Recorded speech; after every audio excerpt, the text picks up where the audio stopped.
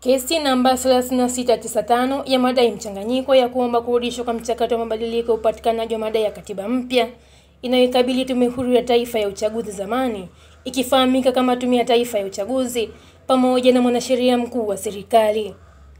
Aidha, kesi hii imefunguliwa na mwanasheria wa kujitegemea Alexander Barunguza katika Mahakama Kuu ya Tanzania, Masjala Ndogo Tabora, ambapo hii leo ilikuwa kwa ajili ya kusikilizwa, lakini kutokana na mabadiliko ya sheria ya madai inayohusu mashauri ya kikatiba, kesi hiyo haikusikilizwa. Mabadiliko ya sheria hiyo yanataka mashauri ya kikatiba yasikilizwe na majaji watatu, ambapo awali ilisikilizwa na jaji mmoja. Nje ya mahakama tumezungumza na mwanasheria Alexander Barunguza na hapa anaeleza. Leo shauri kunakuja kwa ajili ya kusikilizwa mbele ya Mheshimiwa Jaji Dr. Zainabu Mango, na upande wa wajibu maombi kupitia mawakili wa serikali Jacqueline Kinyasi pamoja na Samuel Mauma walitaarifu mahakama juu ya uwepo mabadiliko ya sheria ambayo ni mabadiliko ya sheria namba 2 ya mwaka 2025 ambayo yalipublishiwa kwenye gazeti la serikali tarehe 14 Machi. Katika mabadiliko hayo yameondoa mamlaka ya jaji mmoja, a single judge, kusikiliza shauri la katiba katika ile hatua ya awali, na badala yake mambo yote yanayohusu shauri la katiba yanapaswa kusikilizwa mbele ya jopo la majaji watatu.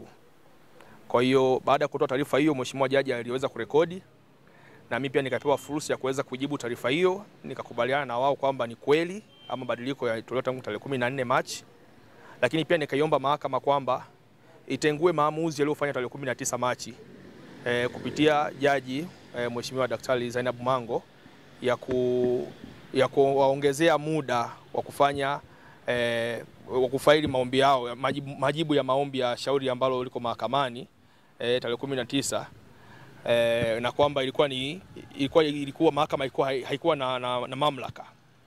Lakini pia hoja ya pili, niliomba mahakama tu kwamba kishafuta hiyo basi hao watu wakaombe upya pale ambapo shauri litakuwa liko mbele ya mahakama,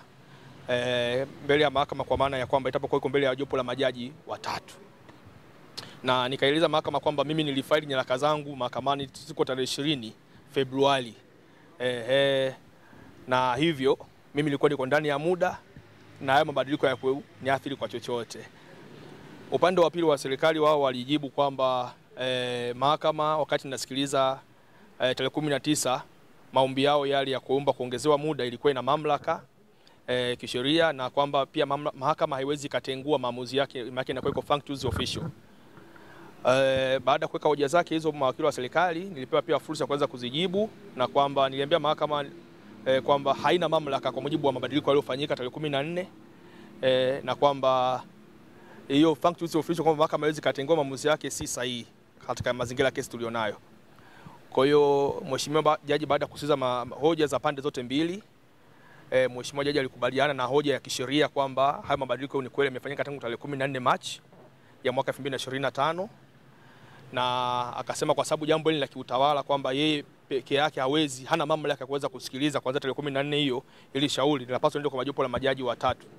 Hivyo akasema yote yale yaliyofanyika kuanzia tarehe 14 ni batili, hakuwa na mamlaka nayo chochote kilichoweza kufanyika. Maana yake hata kilichofanyika tarehe 19, maana yake kwa baada ya tarehe 14, baada ya kuwa na mabadiliko ya hiyo sheria. Hivyo akasema mawadau wapeleke maombi yao pale ambapo shauri litakuwa liko mbele ya jopo la majaji. Kwa hiyo kwa sasa shauri litarudi kwa jaji kiongozi. Jaji kiongozi yeye atalipangia jopo la majaji watatu waweze kulisikiliza na kulitolea maamuzi. Kwa hiyo kama kuna anything hapo, basi wadau tumepewa fursa ya kuweza kupeleka tukaeleze huko. Kwa hiyo mimi binafsi nimemshukuru sana Mheshimiwa Jaji Zainabu Mango kwa sababu mawakili wa serikali watapaswa waje na hoja za msingi kwa nini waongezewe muda. Na kwamba ile maamuzi yaliyofanyika tarehe 19 kwa hicho ambacho Mheshimiwa Jaji amekizungumza, maana yake yamefutwa, yamebatilishwa yote kwa ujumla. Kutoka Tabora, mimi ni Diana Masai na hii ni Mawengi TV.